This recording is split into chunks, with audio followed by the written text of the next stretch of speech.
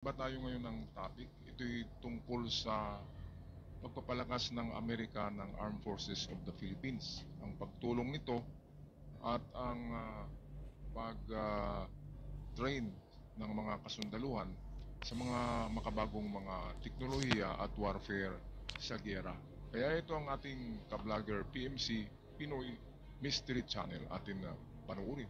Sa isang pagdinig ng Senate Foreign Relations Committee sa Amerika noong Miyerkules ika-26 ng Marso, isa sa tema ng pinag-usapan ay ang Pilipinas. Nagsalita si Senator Pete Ricketts at si Honorable Randall Shriver tungkol sa pagpatibay ng US cooperation sa Pilipinas upang kontrahin ang impluensya ng mga komunistang inchik sa rehiyon ng Indo-Pacific. Dahil sa wikang Ingles ang usapan sa Senate Committee, medyo malalim ang talakayan at mahirap unawain. Pero kung maisasalin sa wikang Pilipino, lalabas ang katotohanan sa kanilang tunay na plano. Nagsimulang magsalita ang senador ng Nebraska at binanggit ang ilang dekadang kooperasyon ng Amerika at Pilipinas at sinabi, Since signing of the 1951 Mutual Defense Treaty, the Philippines has been one of our key allies in the Pacific. Mula ng lagdaan ng 1951 Mutual Defense Treaty, ang Pilipinas ay isa sa ating pangunahing kaalyado sa Pasipiko. Gayunpaman, sa mga nakalipas na taon, ang alyansa ay tumibay at mas importante at mahalagang susi kung strategic alignment ang pag-uusapan. Katapat sa militar o sa ekonomiya, ang Pilipinas ay nagpakita ng kakaibang paninindigan na labanan ang iligal na pananalakay ng Beijing sa South China Sea. Okay, so ito nga mga kababayan ang nakita ng Amerika sa Pilipinas dahil sa 1951 pa pala tayong merong Mutual Defense Treaty. Pagkatapos ng World War II ay meron tayong Mutual Defense Treaty with US. So talagang allied na tayo with US.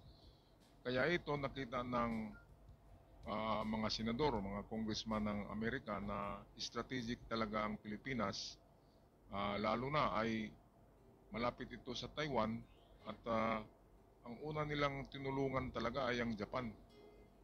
Pinagpatibay nila doon ang armed forces ng Japan at tinulungan din na magkaroon ng mga makabagong mga armas. Pero ang Japan ay mayroon na ring kasi mayaman na bansa, pero lalong dinagdagan at lalong pinagtibay ng Amerika ang armed forces ng Japan. Kaya mayroon ng tinatawag US-Japan Corporation tungkol sa itong panggiyera na kagamitan. So ganun din ang gagawin nila sa Pilipinas after sa Japan. Ito na, ay itutudo na nila ang paglagay dito ng mga kagamitan sa giyera, moderno, na pwedeng pangtapat sa China. Kasi sobra na talaga ang China at hindi lang yan mga kababayan, ay mayroong prediction na kung hindi man mangyayari sa 2026 ay 2027 talaga liliyab ang kaguluhan umpisa dito sa Taiwan at dito sa ating karagatan sa WPS at ganun din sa Japan. Kaya itong karagatan na ito, the first chain island, Philippines, Taiwan and Japan, lahat yan nakaharap sa sa China. Kaya tayo talaga ang nasa front line. Kaya pinagtibay ng Amerika kasi tayo defense din ng Amerika eh. Kapag nakadepensa tayo ay malayong marating ng China ang Amerika kasi nakaharang ang Pilipinas, Taiwan at Japan. Kaya ang Amerika din may plano na makipag-usap sa Vietnam kasi ang Vietnam ay nasa harap din ng China. Kaya kapag nakuha din nila ang Vietnam at nakapaglagay doon ng mga tinatawag na EDCA sites, itong mga US bases, kapag makapaglagay sa Vietnam ay wala na, checkmate na ang China dahil napalibutan na ng US. Sabihin natin US proxy, mga proxy tayo eh. Ang Taiwan ay lalo ng Pilipinas, tayo proxy kasi tayo ay parang Ukraine, di ba? Pinapadalhan ng ayuda, ng armas, ng pera, lahat-lahat na kailangan sa giyera ay narito na sa Pilipinas. Mga eroplano, submarino na lang yata ang kulang. mga barko meron na. Kaya ito ang pagkatapos sana ng problema kay Digong, ito na yung aatupagin ng gobyerno. Kaya lang na-interrupt ang ating gobyerno, na-interrupt si PBBM sa plano ng WPS dahil dito nga kay Digong. Kaya pahamak itong si Digong, tauhan kasi ito ni si Jinping eh. Kaya ganito talagang ang kanilang strategy, guguluhin ng Pilipinas para ma-destabilize at bibigay sa China. Kaya itong si Digong ay dapat mamadaliin to para pagkatapos nito ay diretso na ang atensyon ng gobyerno ng Pilipinas sa problema natin sa China at sa WPS. So yan ang maganda mga kababayan. Narito palagi ang Amerika. Balik tayo dito sa video courtesy ng PMC. Nakita kamakailan lamang na nagagawa rin itong maging isang mahalagang boses ng ASEAN laban sa iba pang mga ginagawang panggigipit ng komunistang China na ating pinag-uusapan. Ngunit ang pinakamahalaga ay anong pangmilitar ang nagagawa para sa atin ng kaalyansa. Nagpatuloy ang senador sa pagsasalita at tinanong nito ang Assistant Secretary of Defense ng DOD hinggil sa kung ano ang masasabi niya tungkol sa mga base ng EDCA site sa Pilipinas. At ang sabi ay, And Mr. Shriver, you were talking about the expansion of the EDCA bases in the...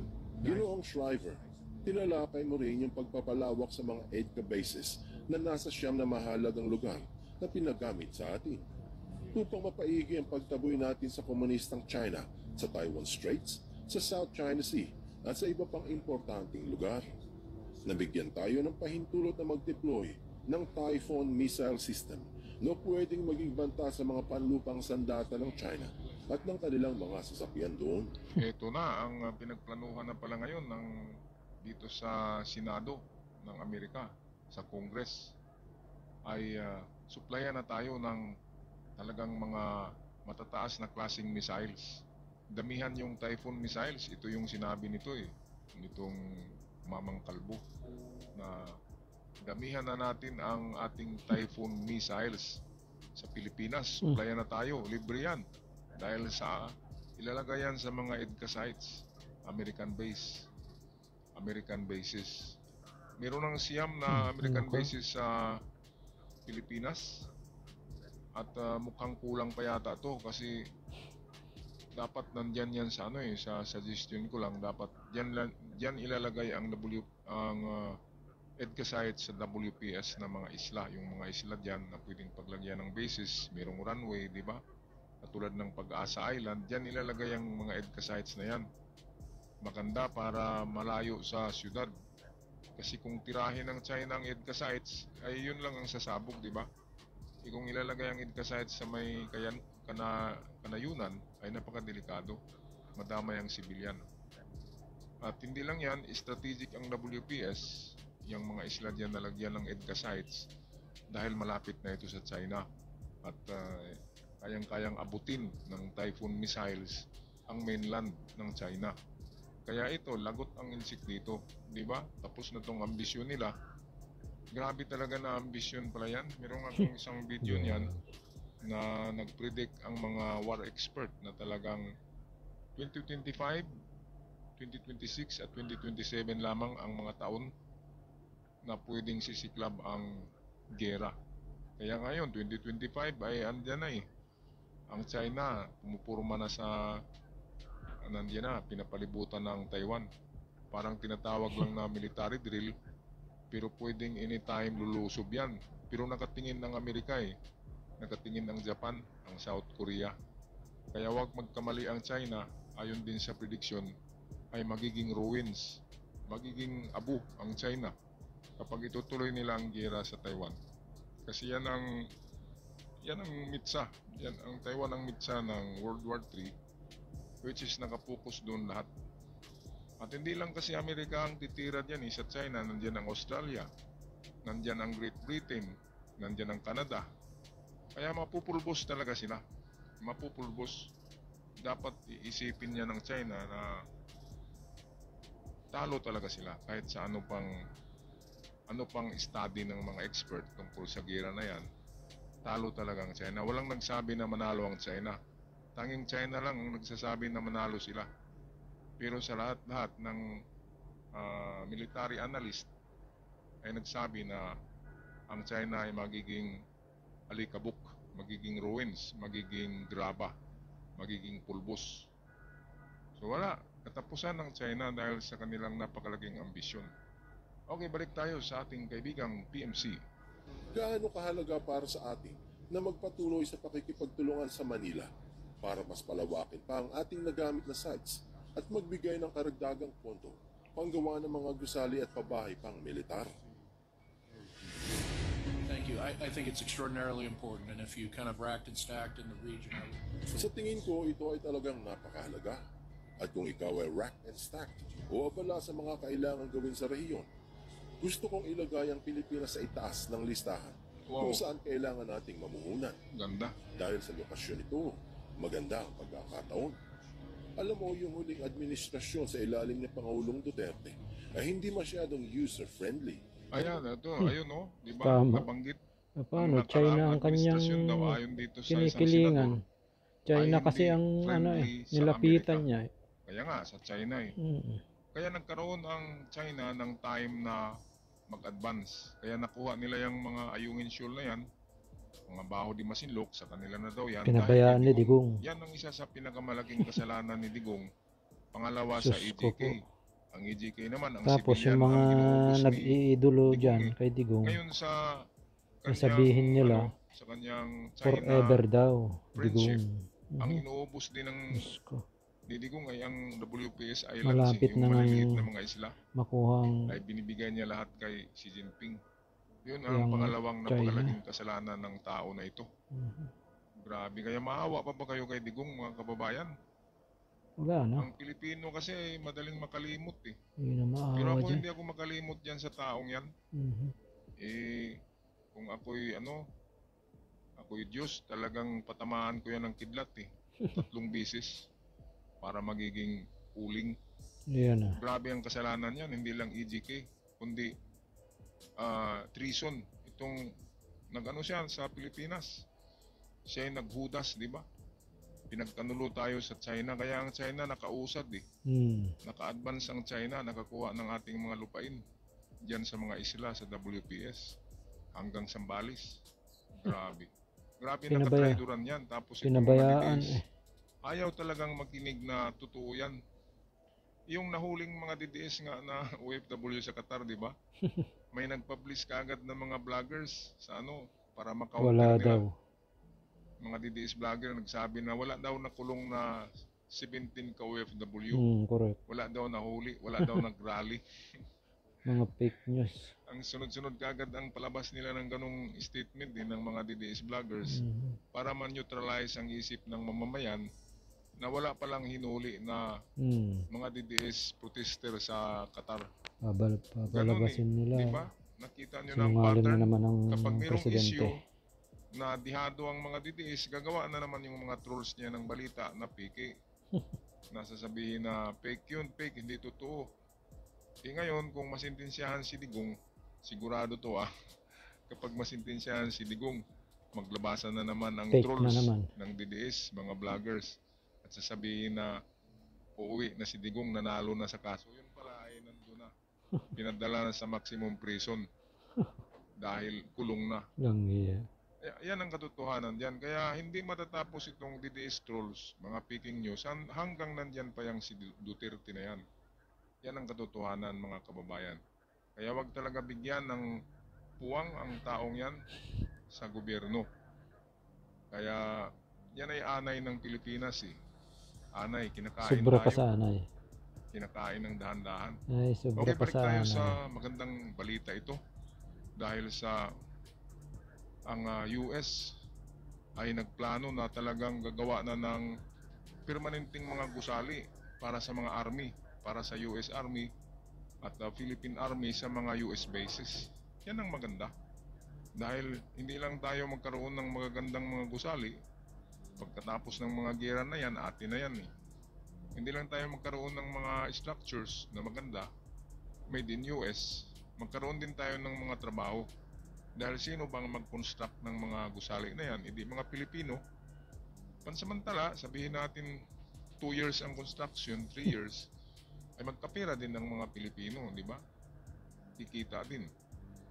Ito ang maganda dahil kapag natapos na yung mga military structures na yan ng Amerika, magkikita ng China, diyan na magdalawang isip ang China na nako, napalibutan na pala tayo. Kung atake tayo, ubos tayo nito, pulbos. Kaya hindi na tayo magiging noodles nito kasi pulbos na okay lang kung magiging arena. Kung magiging arena, ay pwede pang gawing noodles. Di ba? Pulbos baka nga hindi pulbos baka liquefied o evaporated. Baka mag-evaporate sila kapag tamaan ng mga nuclear bomb ng Amerika. Kasi ang pinakamalaking nuclear bomb talaga ay nasa Amerika. Hindi nasa Russia, hindi rin nasa China. Nasa Amerika ang mother of all bombs. Kahit i-search nyo sa internet yan. Ang panggulat ng China na marami daw sila, pero wala yan. Kalahati lang yan sa Amerika. Ganon din ng Russia, wala yan. Mga ano lang yan. Mga propaganda. Ang Amerika talaga ang merong capability na tunawin ang mga kontinenteng yan. Mga ano yan anay sa lipunan ng mga taong yan. Okay, balik tayo sa balita. Buti sa Amerika kung titingnan. Si Marcos ay isang sea change o tila isang bagong tanawin. At talagang isang pagbabalik sa normal. Bagong tanawin talaga. At sa palagay ko ay dapat nating samantalahin ito. Sa totoo lang, ang taong bayan, dahil sa pananalakay at pambubulas ng China, ay lubos na sumusuporta sa pagpapalakas ng Maganda yan. Bigyan nyo ng pagkakataon, atensyon. Kasi si PBBM pa ang nakaupo dahil magandang pamamalakad. Hindi kagaya nung nakaraan, walang pakialam kung makamkam ang strategic place ng Pilipinas sa China. Kaya, loko. para magbigay ng marami pang kailangan pamumuhunan. Ito napakaganda ng napakaganda ng plano ng mamang ito. Dahil sa Maganda yan. nakikita niya sa panahon daw ni Marcos, Maganda. ay ito na yung Bigyan ng atensyon. advantageous na Oo. panahon. Advantage ng Amerika dahil si Marcos Tapos ay ang nakaupo. kaibigan at alay ng Amerika. Kaya sa panahon nito na hindi pa nakabalik ang mga Duterte, kung makabalik pa man yan, Wala na. kaya Hindi makabalik yan. sabi nitong senador na ito ay samantalahin na nila, samantalahin ng Amerika Kung habang nakaupo pa si Hindi na PBBM makabalik yan ng ay hindi na makabalik ng Duterte. Dahil noong 2016, kung hindi lang lumapit yan si Duterte kay PBBM, yan sa kapatid niya na si Amy, wala namang boto yan. Hindi mananalo yan. Dahil ang mga loyalista, lahat ng boto napunta dun sa kanya, kay Digong. Yun ang totoo dyan. Kaya ngayon, wala. 100% yan. Walang mananalong Duterte ngayon yan. Taga mo pa sa bato. Wala. lagay na ng military infrastructures at lalong pagtibayin at lalong palakasin ang mga sandatahang Pilipinas, ang armed forces. Correct. Lahat ng ito ay counter sa China kasi ang China talaga kahit sa Latin America ay naroon na sila. Di ba? Umaano na rin sila doon. Maligid. Nag-influensya na. Oo. Kasi ang China ay global talaga ang kanyang gusto. New World Order. Itong New World Order, yan yung China. Gusto nilang sakupin Papaguhin niya Gusto nila sila ang batas mananaig. ng, sanlibutan. Gusto nilang komunista. Kapag matalo niya ang Amerika, mawawala ang demokrasya. Komunista na lahat. Ang order ay komunista. Hindi Communism. na Yan tayo ang po, New World hindi, Order. hindi Diba? tayo Walang papayag Diyos. yan. Isang gobyerno lamang, inchik. Kapag natalo nila ang Amerika, kaya atin din suportahan ng Amerika dahil wala namang ginagawang masama ang Amerika kundi Tumutulong. protektahan at ipaglaban ang demokrasya.